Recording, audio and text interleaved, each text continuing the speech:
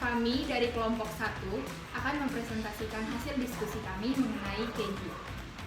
Saya Novita Ayu, NIM 82. Saya Christina Mandrau, NIM 81. Saya Fitri Nita, NIM 85. Saya Reta Krisnanata, NIM 072. Saya Erika Claudia, NIM 84. Saya Rena Patresya, NIM 3. Kami akan memulai presentasi kami. Selamat menyaksikan. Salah satu produk olahan dari susu adalah keju. Keju adalah produk olahan dari susu yang dibuat dengan penggumpalan kasein dari susu dan skim. Penggumpalan ini terjadi karena adanya enzim Rennet dengan meningkatkan keasaman susu melalui fermentasi asam laktat. Di sini saya akan menjelaskan mengenai tahapan pembuatan keju. Yang pertama itu adalah pasteurisasi. Sebagian besar keju akan diolah dengan menggunakan susu yang telah dipasteurisasi karena akan menghasilkan produk yang lebih konsisten. Pasteurisasi sendiri bertujuan untuk mematikan bakteri patogen yang terdapat pada susu. Enzim Rennet akan membantu proses pematangan sehingga diperlukan waktu pematangan yang sama. Proses pembuatan keju selanjutnya adalah proses pengasaman. Setelah susu dipasteurisasi, susu kemudian didinginkan sampai suhunya 32 derajat.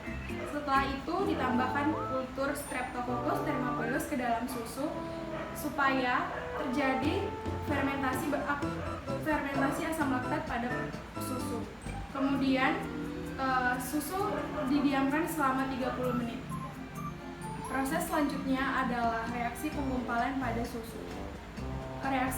Proses ini dilakukan dengan penambahan enzim Rennet ke dalam gumpalan susu.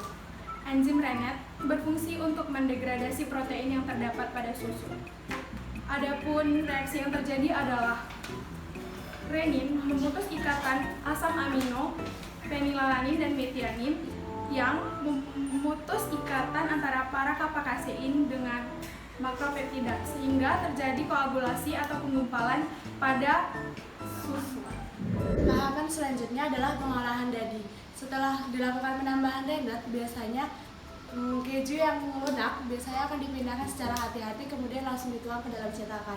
Namun untuk jenis keju lain seperti dadi, biasanya dilakukan pemotongan ataupun dicincang untuk mengeluarkan sebagian air yang terdapat dalam dadi. Semakin banyak dadi yang dihasilkan, maka akan semakin padat keju yang akan terbentuk.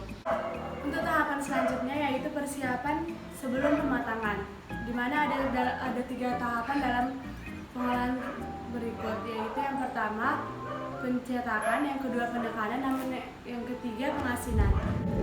Keju merupakan produk berupa padatan plastis yang diperoleh dari pengolahan keju dengan penambahan pemanasan dan pengemulsi yang diolah tanpa atau dengan bahan tambahan lainnya. Pada slide ini telah dijelaskan beberapa standar mutu dari keju. Selain itu, menurut SMI, warna keju harusnya merata dan tekstur dari keju itu lembut. Selanjutnya saya akan menjelaskan SNI keju mozzarella. Menurut SNI, keju mozzarella itu memiliki warna yang putih atau krim, tekstur yang lembut, bentuknya tanpa lubang dan tanpa ada tanda dicetak. Kemudian cita rasa dari keju mozzarella itu hampir sama dengan keju cheddar atau keju pada umumnya. Pada slide telah dijelaskan beberapa standar mutu dari keju mozzarella tersebut. Kelompok kami akan mengambil studi kasus dengan membandingkan 2 produk keju. Yang pertama, keju cheddar dengan merek Kraft, dan yang kedua, keju mozzarella dengan merek Intervento yang kami dapatkan dari Brastagi Supermarket. Saya akan menjelaskan tentang keju cheddar. Kenapa disebut dengan keju cheddar? Keju cheddar ini berasal dari daerah yang bernama Cheddar di Inggris. Keju cheddar merupakan olahan yang berasal dari dadi susu yang diambil dadinya dan dipadatkan kemudian difermentasikan. Lama fermentasi keju cheddar ini jauh lebih lama dibandingkan dengan keju mozzarella.